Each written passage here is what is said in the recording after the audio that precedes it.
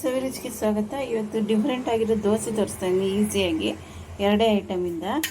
ಸ್ವಲ್ಪ 2 glass ration ಅಕ್ಕಿ ತೊಗೊಂಡಿದ್ದೀನಿ, ನೆನೆಸಿದ್ದೀನಿ. ಒಂದು 4-5 ಅವರ್ ನೆನಿಬೇಕು. ಆಮೇಲೆ ಅನ್ನ ಇದೆ, ಅದು ಅನ್ನ ಹಾಕಬೇಕು. ನೋಡಿ ಚೆನ್ನಾಗಿ ನೆಂದಿದೆ. ಈಗ ಮಿಕ್ಸಿಗೆ ಹಾಕೊಂಡು ರುಬ್ಕೊಂಬರೋಣ. ಅನ್ನ ಹಾಕ್ತಾಯಿದ್ದೀನಿ. ಎರಡೇ ಐಟಮ್ ಇದಕ್ಕೆ, ದೋಸೆಗೆ ತುಂಬ ಚೆನ್ನಾಗಿರುತ್ತೆ. ಅನ್ನ ಹಾಕಿ ಒಂದು ರುಬ್ಕೊಂಬರೋಣ. ನೋಡಿ ನೈಸಾಗಿ ರುಬ್ಬಿದ್ದೀನಿ.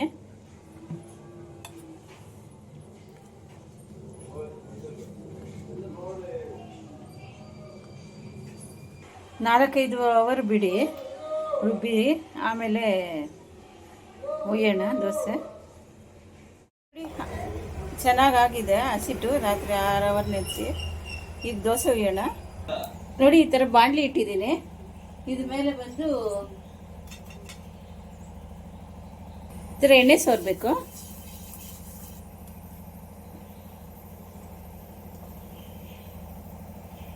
ಹಸಿಟ್ಟಿಗೆ ಉಪ್ಪು ಹಾಕಿದ್ದೀನಿ. ಬಿಟ್ಬಿಟ್ಟು ಈ ಥರ ಮಾಡ್ಕೊಳ್ಳಿ. ಮಾಡಿಬಿಟ್ಟು ಒಂಚೂರು ಎಣ್ಣೆ ಸುತ್ತೂರು ಬಿಡಿ.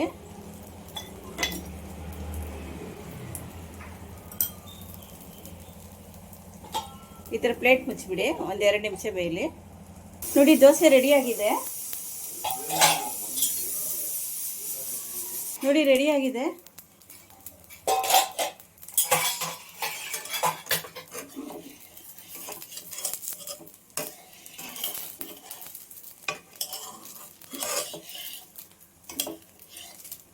ಇಷ್ಟು ಎತ್ತಿದ್ರೆ ಸಾಕು. ನೋಡಿ ದೋಸೆ ಎಷ್ಟು ಚೆನ್ನಾಗಿ ರೆಡಿಯಾಗಿದೆ. ನೋಡಿ ಸಾಫ್ಟಾಗಿರೋ ದೋಸೆ. ಇನ್ನು ಸ್ವಲ್ಪ ಬೇಯಬೇಕು. ನೋಡಿ ಎಷ್ಟು ಚೆನ್ನಾಗಿ ಬಂದಿದೆ ದೋಸೆ. ಈಸಿಯಾಗೂ ಇರುತ್ತೆ, ತುಂಬ ಟೇಸ್ಟಾಗೂ ಇರುತ್ತೆ. ನೋಡಿ ದೋಸೆ ರೆಡಿಯಾಗಿದೆ. ನೋಡಿ ಎಷ್ಟೊಂದು ಸಾಫ್ಟಾಗಿ ಗರಿಯಾಗಿ ತುಂಬ ಟೇಸ್ಟಾಗಿರುತ್ತೆ. ನೀವು ಒಂದ್ಸರಿ ಟ್ರೈ ಮಾಡಿ. ಈಸಿಯಾಗಿರುತ್ತೆ, ಜಾಸ್ತಿ ಇಲ್ಲ. ಅನ್ನ ಮಿಕ್ತಂದರೆ ಈ ಥರ ಮಾಡ್ಕೊಬೋದು. ಲೈಕ್ ಮಾಡಿ, ಶೇರ್ ಮಾಡಿ, ಸಬ್ಸ್ಕ್ರೈಬ್ ಮಾಡಿ. ಹಾಲ್ ಅಂತ ಬೆಲ್ ಬಟನ್ ಬರುತ್ತೆ, ಪ್ರೆಸ್ ಮಾಡಿ.